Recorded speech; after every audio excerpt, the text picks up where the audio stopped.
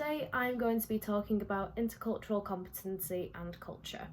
as well as how the views of the culture are perceived in the UK in correspondence with cultures around the world, and what to consider when researching cultures, as such as what to be mindful of and how to be respectful to the chosen culture. The set films I have chosen are Billy Elliot, Suffragette, Disclosure, Kidulthood, and I Am Sam. This is due to the fact that they have a range of social affairs that affect the characters in a multitude of different ways, and it is vital to consider these films when learning about culture, as it can give insight to the history of each social class and how this has changed today. First thing I'd like to talk about is morality. Morality is a key concept and something we all use as a society in our everyday lives. This is because sensitivity and respect is paramount to ensure that you are individually being able to value the culture, and this can act as a guiding principle and assist in being able to partake and share the culture with others.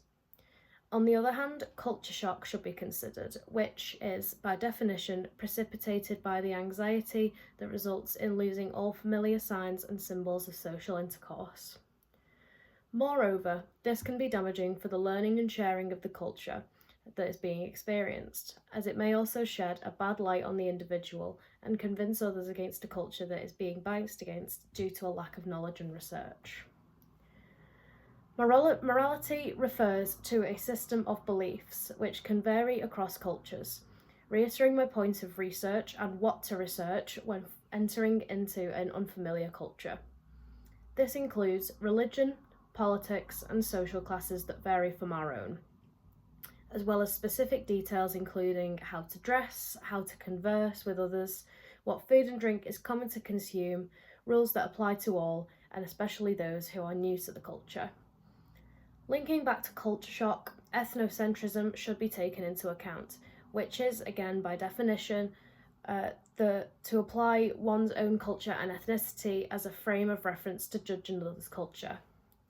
Therefore, it is essential that all areas of research are being considered and that the culture is properly being taken in, rather than forcing their own culture onto another, rendering the experience somewhat obsolete, meaning that this may affect the individual in future when looking into travelling to another country to experience that culture.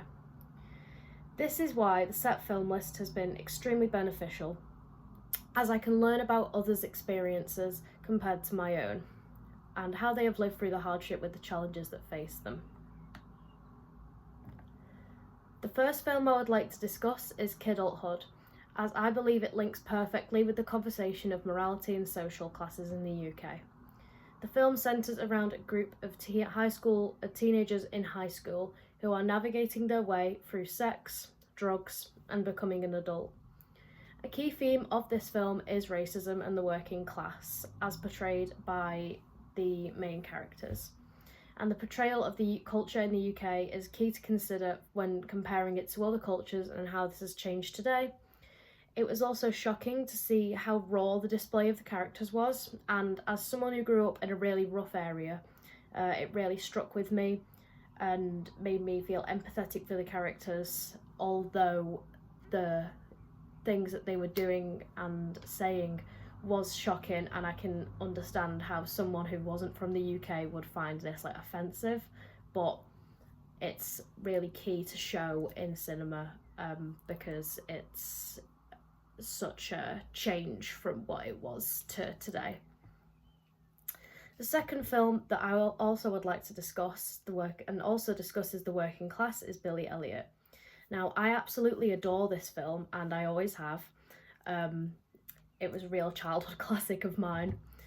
The portrayal of LGBTQ individuals in a time space when homosexuality was frowned upon and those who were openly gay were consistently persecuted for it was really key for me to see as a child, and I assume due to the popularity of the film everyone felt the same. This is beautiful and touching when looking at the fact that Billy is competing in obviously a very feminine centred sport, and the comparison that he was obviously meant to be doing boxing, and his best friend is openly gay. Billy supports him nevertheless, and this is a perfect display of masculinity, maturity, and confidence and comfort in himself. At the same time in the film, the miners' strike is also corresponding with Billy's storyline, which is vital for the education in all the UK to ensure the appreciation of those who stood up for their rights decades ago, which is also prevalent in our society currently with those who we need as a society to function, such as the NHS, are striking for their benefit of better pay and treatment, which is hugely key to understand and compare the two. Furthermore, when considering rights, a great documentary to watch is Disclosure. This centres around transgender portrayal throughout history in America and how it was and is perceived today. It was shocking, to say the least, to see the portrayal through the decades, with the bare minimum of acknowledgement of trans people being used as a form of comedy and ridicule, and as well as the transgender characters being used for the villain of the film, show or documentary. Today, attitudes have improved, but the fight is still alive for the community due to the recent decision of their rights being taken away in certain states in America, which is abhorrent considering the leaps and bounds society has taken for the inclusivity of transgender individuals and the community alike. However, it was a fantastic, insightful documentary surrounding the trials and tribulations that transgender people continually have to experience, and that we have to continue fighting for rights that every human being deserves as the bare minimum. And it is vital to ensure that improvements and change is continuing to happen in the future. I also have a transgender friend and spoke to them about this documentary, and they said that it was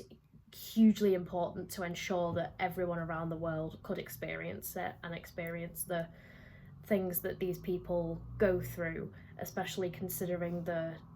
different affairs that they also have to discuss with each other and try and change everyone's opinions that were so hard set from society years and years ago. When considering rights, it would also be a disservice to not discuss the women's rights portrayal in the film Suffragette. Suffragette details the push for women's rights in the UK through 1911 to 1913, with accurate descriptions and portrayals of the struggles for women and the treatment they received, both from authorities and their families. Now, the fact that these women did not even have rights for many common things that today we would consider ridiculous to not have rights for, but even for their own husbands to persecute them, is a horror to think back on, but also inspires such an anger and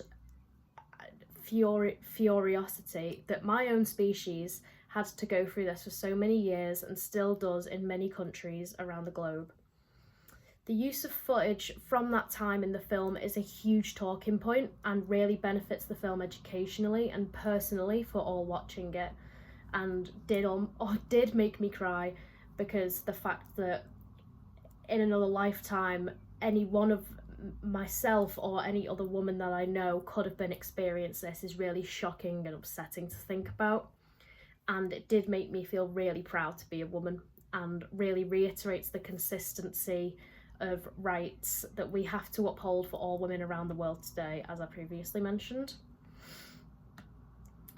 The final film I want to discuss is I Am Sam.